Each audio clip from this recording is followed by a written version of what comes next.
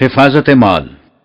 پہلی بات، باطل کے ذریعے یعنی خلاف قانون طریق سے ایک دوسرے کا مال کھانا جرم ہے۔ وَلَا تَأْكُلُوا أَمْوَالَكُمْ بَيْنَكُمْ بِالْبَاطِلِ سورت نمبر 2 کی آیت نمبر 188۔ ارشاد خداوندی ہے یعنی ایک دوسرے کا مال باطل طریق سے مت کھاؤ، اور مزید سورت نمبر 4 اور 29 میں ہے۔ دوسری بات یہ، یتیموں کے مال کے متعلق خاص طور پر تاکید کی گئی ہے کہ اسے باطل طور پر نہ کھاؤ۔ سورت النساء میں ہے وَابْتَلُوا الْيَتَامَى حَتَّى إِذَا بَلَغُوا النِّكَاحَ فَإِنْ آنَسْتُمْ مِنْهُمْ رُشْدًا فَادْفَعُوا إِلَيْهِمْ أَمْوَالَهُمْ وَلَا تَأْكُلُوهَا إِسْرَافًا وَبِدَارًا أَنْ يَكْبَرُوا وَمَنْ كَانَ غَنِيًّا فَلْيَسْتَعْفِفْ وَمَنْ كَانَ فَقِيرًا فَلْيَأْكُلْ بِالْمَعْرُوفِ فَإِذَا دَفَعْتُمْ إِلَيْهِمْ أَمْوَالَهُمْ فَأَشْهِدُوا عَلَيْهِمْ وَكَفَى بِاللَّهِ حَسِيبًا۔ سورت نمبر 4 آیت نمبر 6۔ مزید سورت نمبر 6 آیت نمبر 153 اور سورت نمبر 17 آیت نمبر 34 میں بھی یہی مضمون ہے۔ اس آیت کا مفہوم یہ ہے، اور یتیموں کی بھی صحیح تربیت کرو اور ان کی جانچ پڑتال کرتے رہو کہ ان کی صلاحیتوں کی کس حد تک نشو و نما ہوتی ہے، حتیٰ کہ وہ نکاح کی عمر سن بلوغت تک پہنچ جائیں۔ یہی مضمون سورت نمبر 6 کی آیت 53، سن بلوغت کے لیے دیکھیے سورت نمبر 6 کی آیت نمبر 153، 17 کی 34 اور 40 کی 67۔ پھر اگر ان میں عقل کی پختگی نظر آئے تو ان کا مال انہیں واپس دے دو۔ اگر ایسی صورت نہ ہو تو پھر جیسا کہ سورت نمبر 4 کی آیت نمبر 5 ہے اس کے مطابق کرو، اور اس خیال سے کہ وہ اب سن بلوغت کو جلدی پہنچ جائیں گے اور ان کا مال انہیں واپس دینا ہوگا، فضول خرچی کر کے ان کا مال ہڑپ نہ کر جاؤ۔ باقی رہا ان کے مال کی حفاظت اور ان کی پرورش کا معاوضہ، تو تم میں سے جو ضرورت مند نہ ہو اسے کچھ نہیں لینا چاہیے، لیکن جو ضرورت مند ہو یعنی ان کی جائیداد کے انتظام کے لیے اسے جو وقت صرف کرنا پڑے اس سے اس کی اپنی آمدنی پر اثر پڑتا ہو اور اس طرح وہ تنگ دست ہو جائے تو وہ قاعدے اور قانون کے مطابق حق الخدمت لے لیا کرے، لیکن جب تم ان کا مال ان کے سپرد کرنے لگو تو اس پر گواہ لے لیا کرو، اور حساب فہمی کے وقت اس حقیقت کو سامنے رکھو کہ تم یہ حساب خدا کو دے رہے ہو جو ظاہر اور پوشیدہ ہر بات سے واقف ہے، اس لیے ٹھیک ٹھیک حساب لے لینے والا ہے۔ تیسری بات، جس طریق سے مذہبی پیشوا لوگوں کا مال کھا جاتے ہیں وہ بھی جرم ہے۔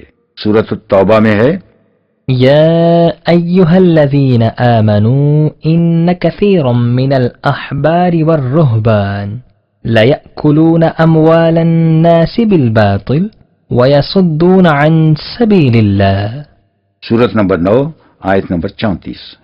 مفہوم ہے، اے جماعت مومنین، ان کے علماء و مشائخ میں سے جنہیں یہ خدائی درجہ دیتے ہیں اکثر کی یہ حالت ہے کہ وہ دوسروں کا مال ناحق کھا جاتے ہیں، اور ان کی انتہائی کوشش یہ ہوتی ہے کہ لوگ خدا کے راستے کی طرف نہ آنے پائیں، کیونکہ اس سے ان کی پیشوائیت اور اقتدار ختم ہو جاتا ہے۔ اصل یہ ہے کہ قرآن کریم کی روح سے جو شخص بجز معذورین خود محنت کر کے نہیں کماتا وہ دوسروں کا مال باطل طریق سے کھاتا ہے۔ اس میں سر فہرست مذہبی پیشوا آتے ہیں جو کچھ پیدا نہیں کرتے اور دوسروں کی کمائی پر زندگی بسر کرتے ہیں۔ اس کے بعد سرمایہ دار ہیں جو روپے کے بلبوتے پر دوسروں کی محنت کا محاصل لے جاتے ہیں۔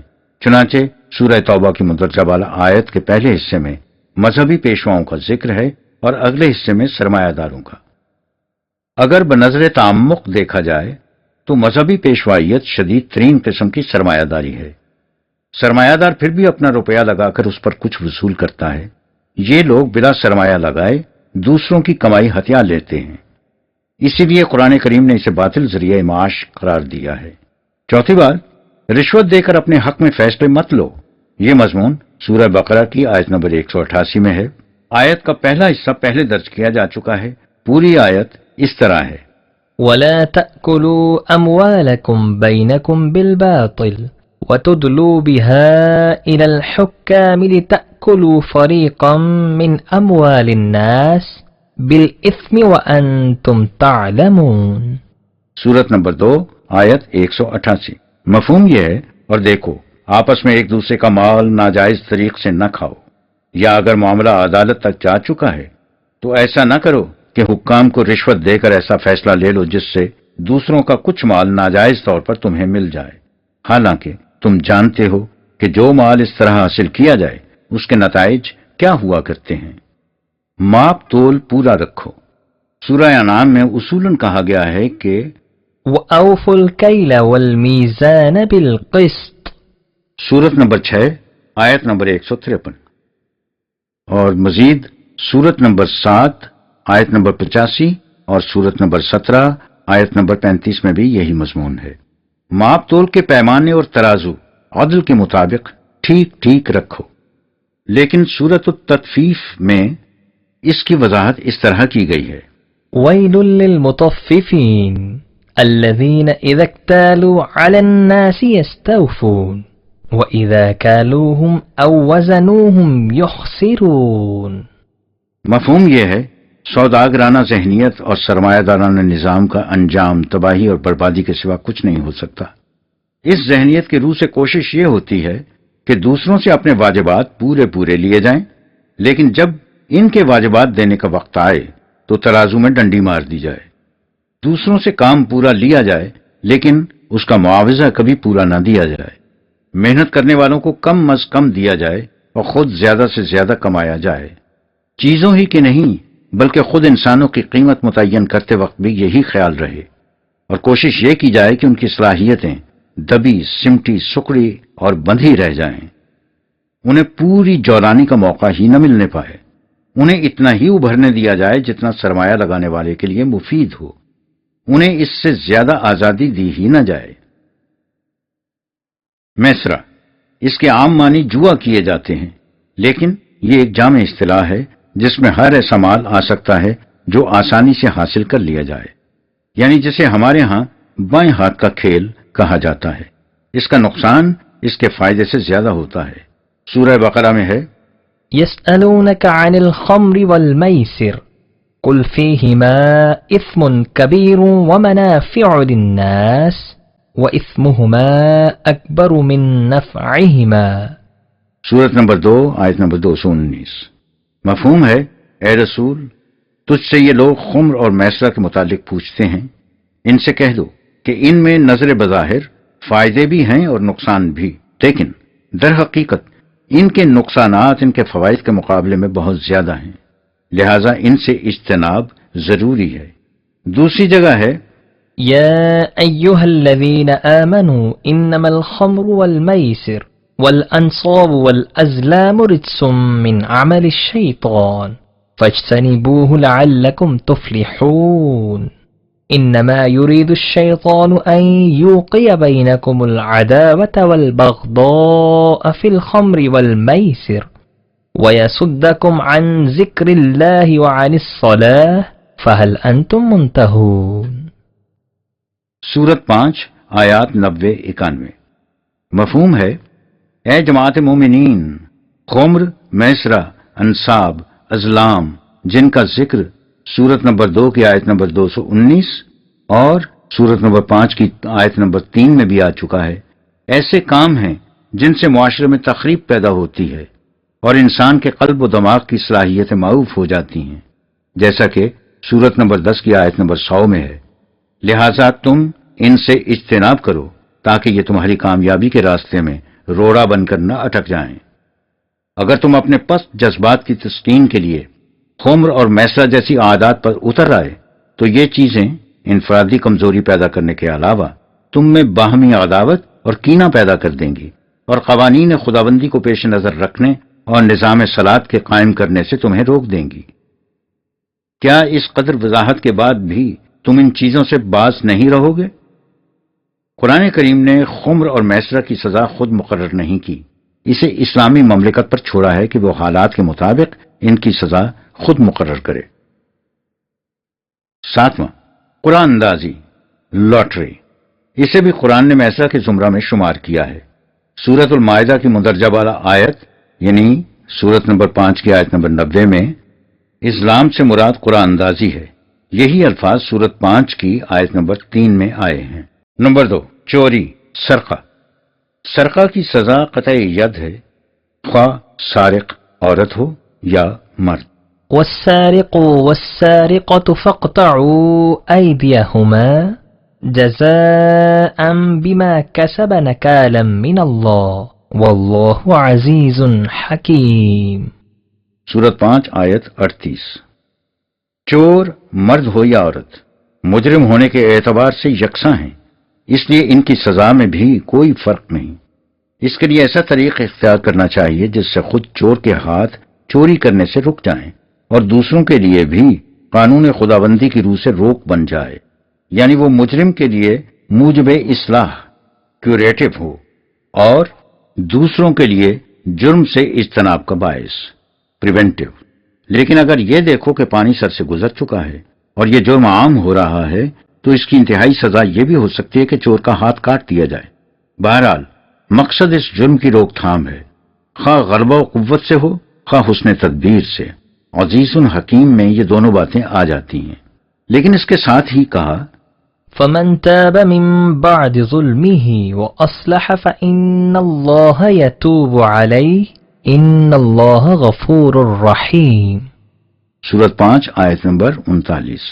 مفہوم یہ ہے مقصد چونکہ جرم کی روک تھام ہے، اس لیے جو شخص ارتکاب جرم کے بعد اپنے کیے پر نادم ہو اور اپنی اصلاح کر لینے کا یقین دلائے تو قانون خداوندی میں اس کے لیے معافی کی گنجائش رکھ دی گئی ہے۔ ایسے شخص کو سزا سے بھی محفوظ رکھا جائے گا اور عام سہولتوں سے بھی محروم نہیں کیا جائے گا۔ قطع ید سے مراد ہاتھ کو کاٹ کر الگ پھینک دینا ہی نہیں، اس کے معنی ہاتھوں کو محض زخمی کر دینا بھی ہے۔ سورت نمبر 12 آیت نمبر 31۔ یا نمبر 2 کسی کام سے روک دینا بھی، جیسے قطع لسان کے معنی کسی کو زبان درازی سے روک دینے کے ہوتے ہیں۔ خود سورت نمبر 5 کی آیت نمبر 38 میں اسے نکالم من اللہ کہا گیا ہے، یعنی خدا کی طرف سے روک۔ نوٹ: عنوان قتل کے نیچے جو نوٹ دیا گیا ہے اس کا اطلاق چوری پر بھی ہوگا، یعنی جس کے ہاں چوری ہوئی ہے اس کے نقصان کی تلافی حکومت کے ذمے ہوگی۔ نمبر 3 قرض۔ قرض کا لین دین لکھ لینا چاہیے، اس کے لیے قرآن کریم نے بڑی تفصیلی ہدایات دی ہیں کہ یہ تحریر کس قسم کی ہونی چاہیے اور اس کا طریق کیا ہو۔ دست بدست لین دین کی تحریر کی ضرورت نہیں۔ پہلی بات یہ ہے اسے کاتب لکھے۔ دوسری بات یہ ہے مقروض یا اس کا ولی اس کی املا کرائے۔ نمبر 3 یہ ہے 2 مرد گواہ ہوں، اگر 2 مرد نہ مل سکیں تو 1 مرد اور 2 عورتیں ہونی چاہیے۔ چوتھی بات کاتب یا گواہوں کو کسی قسم کی مضرت نہیں پہنچنی چاہیے۔ یہ تمام تفاصیل سورہ بقرہ کی آیت نمبر 282 میں مذکور ہیں جو پہلے بتائی جا چکی ہیں اور جو قرآن مجید کی سب سے لمبی آیت ہے۔ ہمارا خیال ہے کہ اس قسم کی تفاصیل ہدایات یعنی ڈائریکٹیوز کی ذیل میں آئیں گی، نہ کہ قوانین لاز کے زمرے میں۔ دوسری بات یہ مقروض کو ادائیگی یا قرض کی مہلت دینی چاہیے، اور اگر وہ اس قدر تنگ دست ہے کہ قرضہ ادا ہی نہیں کر سکتا تو اسے معاف کر دینا چاہیے۔ اس سے متعلقہ آیت ہے سورہ 2 کی آیت نمبر 280 جو ربا کے عنوان میں سامنے آئے گی۔ نمبر 4 رہن۔ اگر قرض کا معاملہ بے حالت سفر طے پائے اور تحریر کے لیے کاتب نہ مل سکے تو مقروض کی کوئی چیز قرض خواہ بطور ضمانت اپنے پاس رکھ سکتا ہے، لیکن اگر اسے اس پر اعتماد ہو تو پھر اس کی ضرورت نہیں۔ لین دین کی تفاصیل سے ملحق آیت میں ہے وَإِن كُنتُمْ عَلَى سَفَرٍ وَلَمْ تَجِدُوا كَاتِبًا فَرِهَانٌ مَّقْبُودَةٌ فَإِنْ أَمِنَ بَعْضُكُمْ بَعْضًا فَلْيُؤَدِّ الَّذِي اؤْتُمِنَ أَمَانَتَهُ وَلْيَتَّقِ اللَّهَ رَبَّهُ۔ سورت نمبر 2 آیت نمبر 283۔ اگر تم حالت سفر میں ہو اور تمہیں کاتب نہ مل سکے تو قرض لینے والے کی کوئی چیز بطور امانت اپنے پاس رکھ لو، اور اگر تمہیں ایک دوسرے پر اعتماد ہو تو پھر اس کی ضرورت نہیں۔ اس صورت میں مقروض کو چاہیے کہ وہ دیانتداری سے قرض واپس کر دے اور اس طرح قانون خداوندی کی پابندی کرے۔ نمبر 5 ربا۔ جیسا کہ معاشی نظام کے عنوان میں بتایا جائے گا، قرآن کریم کی روح سے معاوضہ محنت کا ہے، سرمائے کا نہیں۔ سرمائے پر نفع لینا ربا ہے، خواہ اس کی شکل کوئی بھی کیوں نہ ہو۔ کسی کو سرمایہ دے کر صرف سرمایہ واپس لیا جا سکتا ہے، اس پر بڑھوتری نہیں لی جا سکتی۔ اس موضوع کی اہمیت کے پیش نظر ہم متعلقہ آیات کو ترتیب وار درج کرتے ہیں۔ پہلے ربا کے اثرات اور تخریبی عواقب کے متعلق دیکھیے۔ فرمایا الذين يأكلون الربا لا يقومون إلا كما يقوم الذي يتخبطه الشيطان من المس ذلك بأنهم قالوا إنما البيع مثل الربا وأحل الله البيع وحرم الربا فمن جاءه موعظة من ربه فانتهى فله ما سلف وأمره إلى الله ومن عاد فأولئك أصحاب النار هم فيها خالدون۔ سورت 2 آیت 275۔ ایک طرف تو یہ لوگ ہیں جو اپنا پیٹ کاٹ کر ضرورت مندوں کی ضرورت کو پورا کرتے ہیں، سورت نمبر 59 آیت نمبر 9، اور دوسری طرف وہ لوگ ہیں جو دوسروں کو قرض دیتے ہیں تو ان کی احتیاج سے فائدہ اٹھا کر جتنا دیتے ہیں اس سے زیادہ وصول کرتے ہیں۔ اس قسم کی ذہنیت رکھنے والے لوگوں کی حالت یوں سمجھو جیسے کسی کو سانپ نے ڈس لیا ہو اور وہ دیوانہ وار ادھر ادھر بھاگتا پھرے، یعنی ہوس زر ان کے سینے میں آگ لگا دیتی ہے جس سے وہ ہر وقت مضطرب و بے قرار رہتے ہیں۔ یہ لوگ اپنی اس روش کے جواز میں دلیل یہ پیش کرتے ہیں کہ ربا، سرمائے پر اصل سے زیادہ وصول کرنا، تجارت کی مثل ہے، دونوں میں کچھ فرق نہیں۔ جس طرح تجارت میں دکاندار گاہک سے اپنے اصل زر سے زائد لیتا ہے، اسی طرح ربا میں روپیہ دینے والا اپنے اصل سے زیادہ وصول کرتا ہے۔ یہ ان کی کٹ حجتی ہے۔ تجارت میں انسان روپیہ بھی لگاتا ہے اور اس کے ساتھ محنت بھی کرتا ہے۔ جو کچھ وہ زائد لیتا ہے وہ اس کے روپے کا منافع نہیں ہوتا، اس کی محنت کا معاوضہ ہوتا ہے، اور یہ بالکل جائز ہے۔ اس کے برعکس ربا میں محنت کچھ نہیں ہوتی، محض روپے پر منافع لیا جاتا ہے، یہ ناجائز ہے۔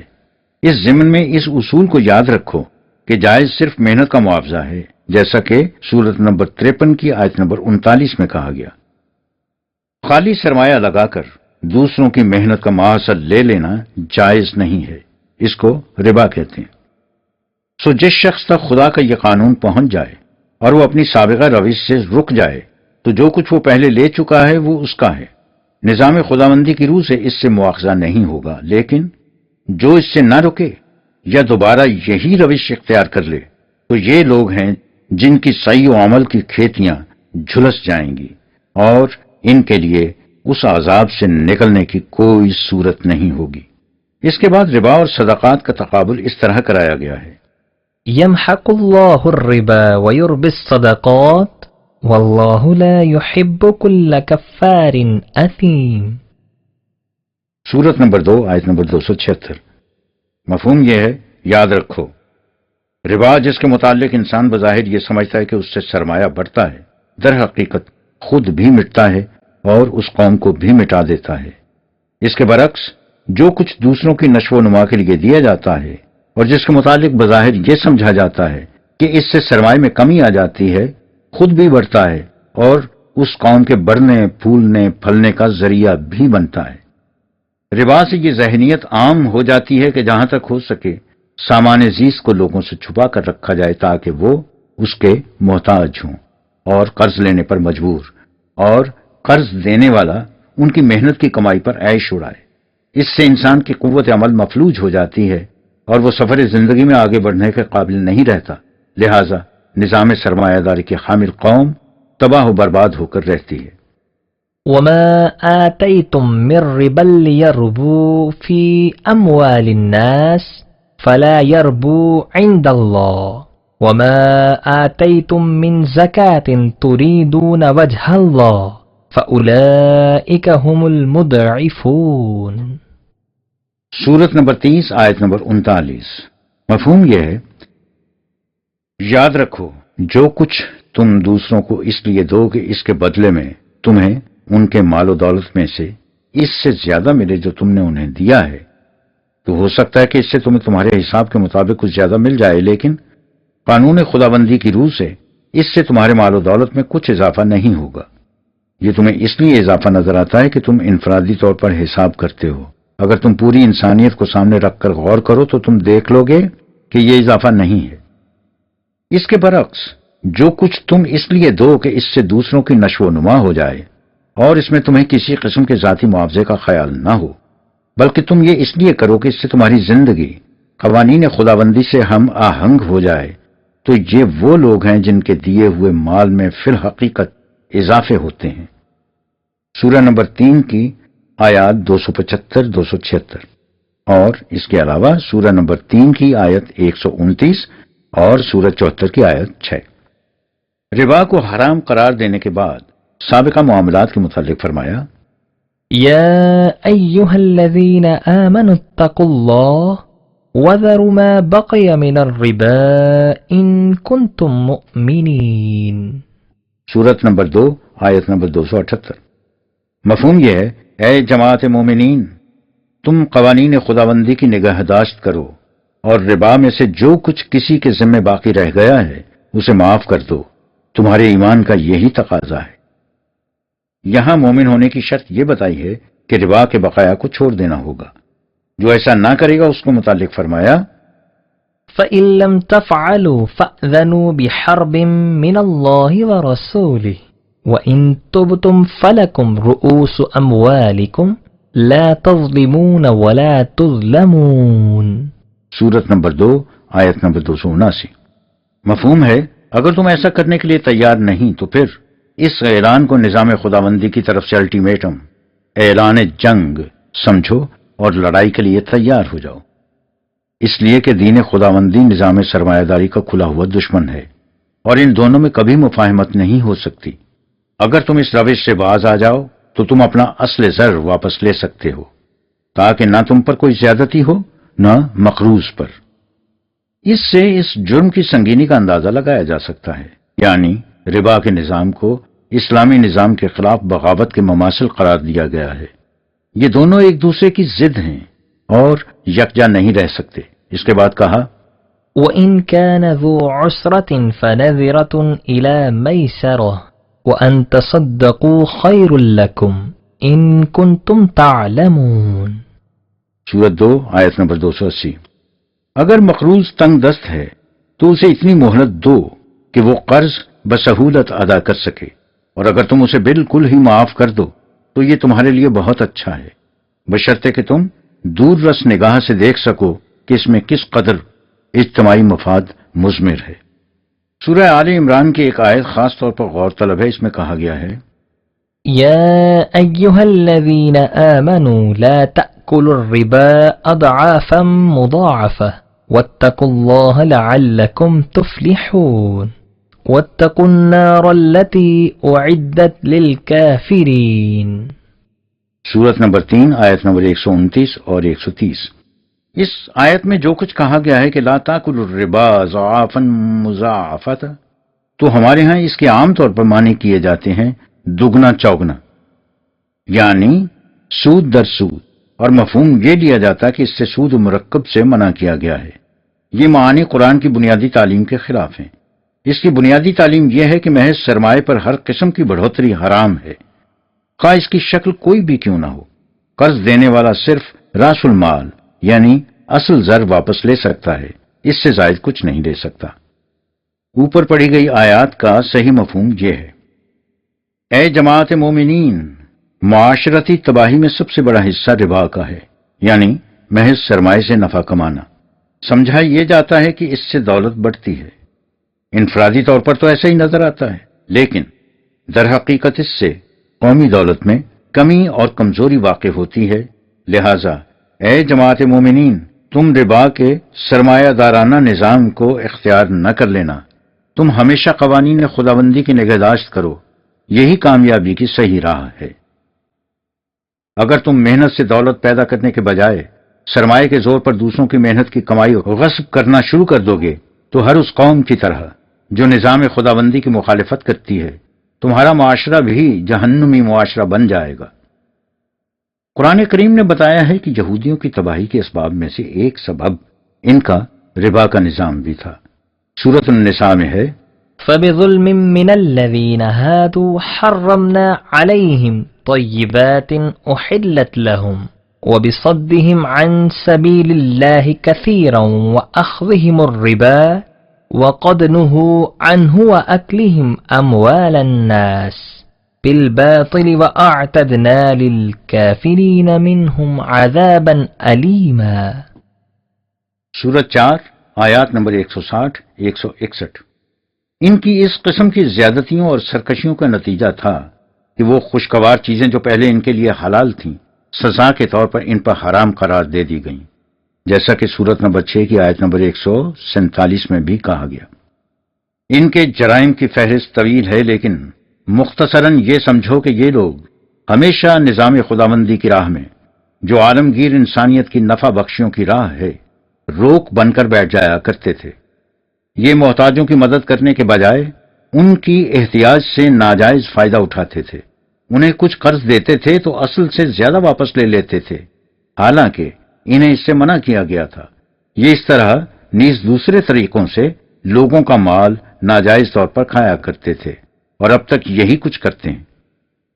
یہ ہیں ان کے جرائم جن کی وجہ سے یہ قوم اس قدر درد انگیز عذاب میں مبتلا ہے۔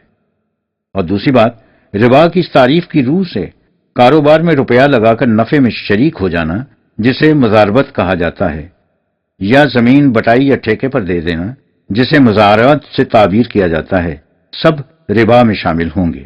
نمبر 6، تجارت یعنی بیع۔ پہلی بات یہ ہے کہ ربا حرام ہے اور بیع حلال۔ سورہ بقرہ کی یہ آیت پہلے گزر چکی ہے، یعنی سورت نمبر 2 کی آیت نمبر 275، جس میں کہا گیا ہے کہ ربا حرام ہے اور بیع حلال۔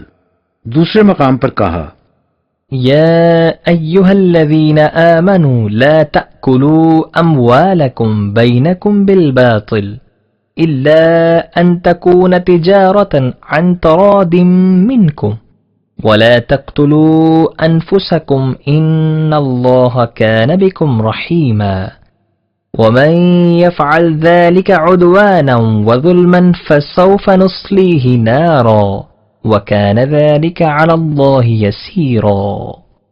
سورت نمبر 4 آیات نمبر 29 اور 30۔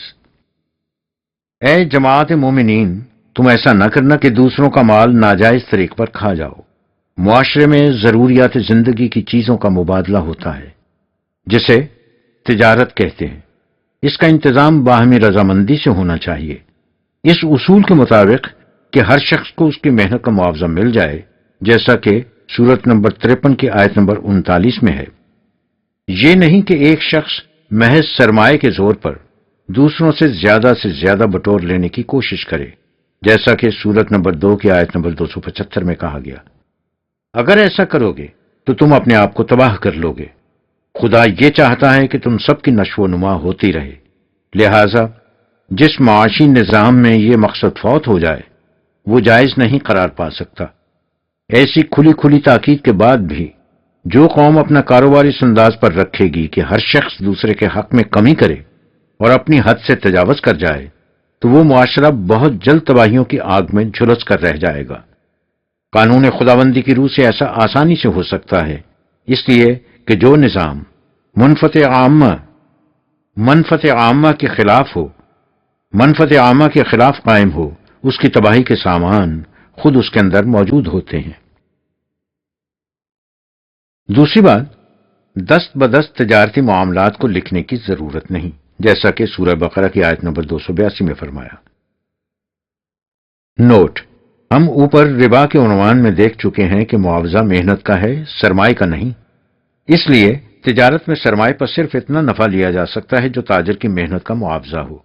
اس باب میں حکومت اسلامی ضروری ہدایات نافذ کرے گی۔ نمبر 7، خیانت۔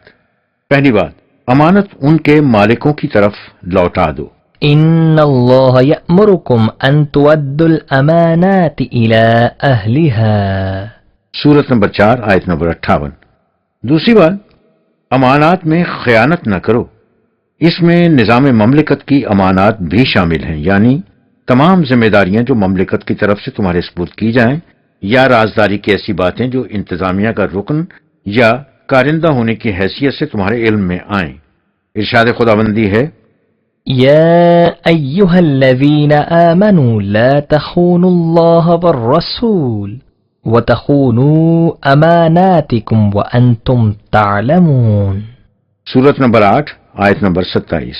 مفہوم ہے، اے جماعت مومنین، تم نہ تو نظام خداوندی یعنی خدا اور رسول سے کسی قسم کی خیانت کرو اور نہ ہی ان ذمہ داریوں کی ادائیگی میں جو تمہارے سپرد کی جائیں، تم جانتے ہو کہ ایسا کرنے کا نتیجہ کیا ہوگا۔ تیسری بات، خیانت کرنے والوں کی وکالت مت کرو۔ سورہ نساء میں اس ضمن میں بڑے تفصیلی احکام دیے گئے ہیں۔ فرمایا، إنا أنزلنا إليك الكتاب بالحق لتحكم بين الناس بما أراك الله ولا تكن للخائنين خصيما واستغفر الله إن الله كان غفورا رحيما ولا تجادل عن الذين يختانون أنفسهم إن الله لا يحب من كان خوانا أثيما يستخفون من الناس ولا يستخفون من الله وهو معهم إذ يبيتون ما لا يرضى من القول وكان الله بما يعملون محيطا ها أنتم هؤلاء جادلتم عنهم في الحياة الدنيا فمن يجادل الله عنهم يوم القيامة أم من يكون عليهم وكيلا۔ سورت 4 آیت نمبر 105 سے 109۔ مفہوم یہ ہے، اے رسول، خدا نے تیری طرف یہ کتاب ضابطۂ قوانین نازل کی ہے تاکہ تم لوگوں کے نزاعی امور کے فیصلے اس علم کے مطابق کرو جو اللہ نے تمہیں اس طرح عطا کیا ہے، اور ایسا کبھی نہ کرو کہ دغاباز اور خیانت کرنے والوں کی طرف سے وکیل بن کر جھگڑنے کے لیے اٹھ کھڑے ہو۔ حکومت اور عدالت کا معاملہ بڑا نازک ہے، اس میں انسان کے ذاتی میلانات فیصلوں پر اثر انداز ہو جایا کرتے ہیں۔ اس سے انسان اسی صورت میں بچ سکتا ہے کہ وہ ہر وقت قانون خداوندی کو اپنے سامنے رکھے، اسی کے پیچھے پناہ لے۔ تم اس طرح اپنی حفاظت کا سامان طلب کرتے رہو۔ قانون خداوندی میں ایسی حفاظت اور مرحمت کا پورا پورا انتظام ہے۔ اس بات کو پھر سمجھ لو کہ جو لوگ ایک دوسرے سے یا خود اپنی ذات سے خیانت کرتے ہیں، ان کی طرف سے وکیل بن کر جھگڑنے کے لیے اٹھ کھڑے ہو۔ خیانت کرنے والا سمجھتا ہے کہ اس سے اسے کچھ مل گیا ہے، حالانکہ اس سے اس کی ذات میں ایسی کمزوری آ جاتی ہے جس سے اس کی انسانی صلاحیتیں مضمحل ہو کر رہ جاتی ہیں۔ اسی کو خود اپنی ذات سے خیانت کہتے ہیں۔ سو ایسے لوگ قانون خداوندی کی نگاہ میں کیسے پسندیدہ قرار پا سکتے ہیں؟ یہ لوگ سمجھتے ہیں کہ چونکہ ہم اپنے جرائم لوگوں سے چھپا سکتے ہیں، اس لیے ہم پر کیا گرفت ہوگی، لیکن یہ خدا کے قانون کی نگاہوں سے کیسے چھپ سکتے ہیں؟ وہ تو اس وقت بھی ان کے ساتھ ہوتا ہے جب یہ راتوں کو چھپ چھپ کر ناپسندیدہ امور کے متعلق مشورے کرتے ہیں۔ خدا کا قانون مکافات ان کے تمام اعمال کو محیط ہے۔ سورت 40 آیت 19۔ یاد رکھو، خدا کا قانون مکافات ایسا نہیں کہ اس کا سلسلہ صرف اسی دنیا تک محدود ہو، کہ اگر کسی نے ایسا انتظام کر لیا کہ وہ یہاں قانون کی گرفت سے بچ جائے تو وہ مواخذے سے چھوٹ گیا۔ بالکل نہیں، ہر جرم کا اثر مجرم کی ذات پر مرتب ہوتا ہے، جیسا کہ سورت نمبر 17 کی آیت نمبر 14 میں۔ اور انسانی ذات اس کی موت کے ساتھ ختم نہیں ہو جاتی، اس کا سلسلہ آگے بھی چلتا ہے، اس لیے انسان کے اعمال کے نتائج مرنے کے بعد بھی سامنے آ جاتے ہیں۔ بنابراین اگر تم کسی مجرم کے طرفدار بن کر اس کی طرف سے اس دنیاوی زندگی میں جھگڑتے ہو اور اس طرح اسے غلط بیانیوں سے قانون کی گرفت سے بچا بھی لیتے ہو، تو یہ بتاؤ کہ اس کے اعمال کے ظہور نتائج کے وقت اس کی طرف سے کون جھگڑ سکے گا اور کون اس کی وکالت کے لیے کھڑا ہو سکے گا؟ چوتھی بات، مومن اپنی امانات کا خاص خیال رکھتے ہیں۔ والذین هم لأماناتهم وعہدهم راعون، جیسا کہ سورت نمبر 33 کی آیت نمبر 8 اور سورت نمبر 70 کی آیت نمبر 32 میں کہا گیا۔